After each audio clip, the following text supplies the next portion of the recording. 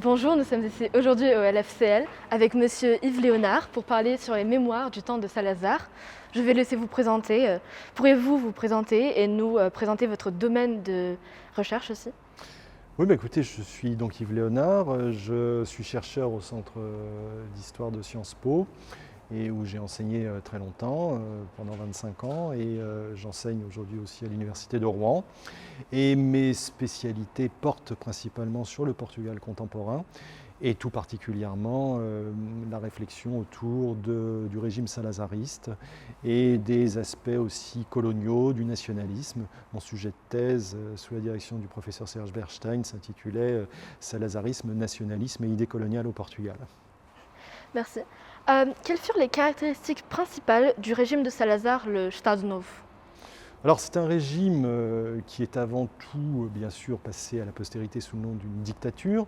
Pourquoi? Parce que c'était un régime qui était à la fois fondé sur un nationalisme très puissant, un nationalisme qui se voulait ancrer dans une histoire longue, celle des 8 siècles d'histoire nationale, mais qui s'étendait à l'empire colonial et à l'outre-mer. Donc c'était un Portugal en grand que Salazar a mis en avant.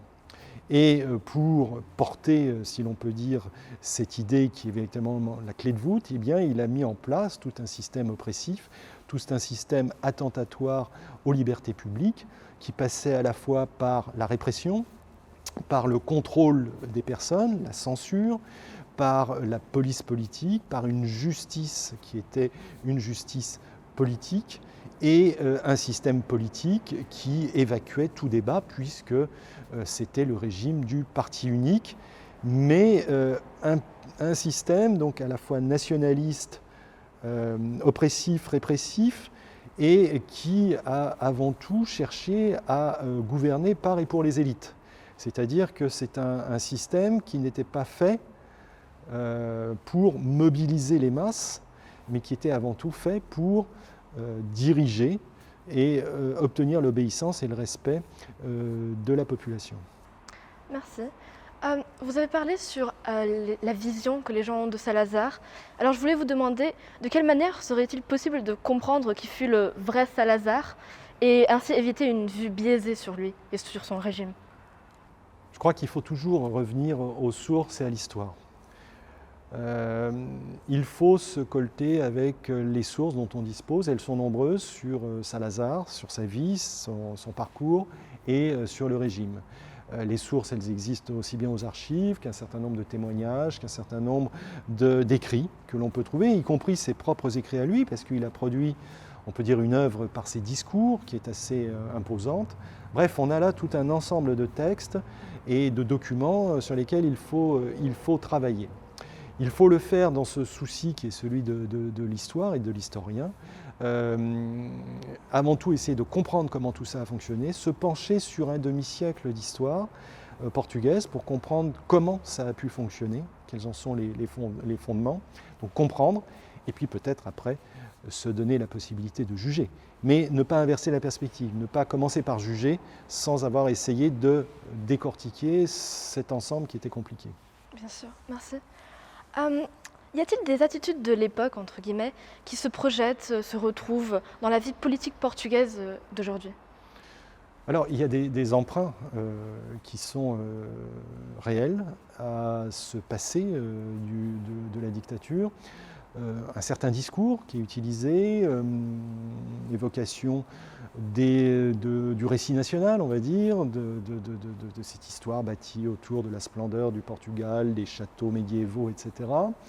Donc on voit ressurgir, apparaître avec force, mais aussi en arrière-plan tout un discours qui visait, au temps de Salazar, à encourager une forme de passivité ou d'apathie ou de désintérêt pour la chose publique, pour la politique, pour éviter que cette mobilisation se fasse. Et donc une volonté, oui, d'orchestrer une forme de vivre habituellement, comme il disait, c'est-à-dire de vivre selon un rythme immuable, sans changement et sans se poser trop de questions.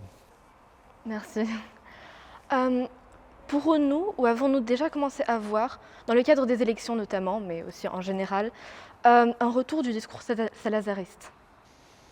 Alors ce discours, ce retour, oui, il y a des emprunts, mais à tempérer du fait. Alors, un certain nombre de thématiques qui sont très clairement d'inspiration ou de résonance salazariste. J'évoquais le discours sur le récit national, sur les Portugais de bien, bref, tout ça a une résonance forte avec le salazarisme. Mais évidemment, adapté, transposé à l'époque des réseaux sociaux, des algorithmes, et donc d'une tonalité, d'un contexte qui est totalement différent. Autrement dit, la difficulté, c'est de comprendre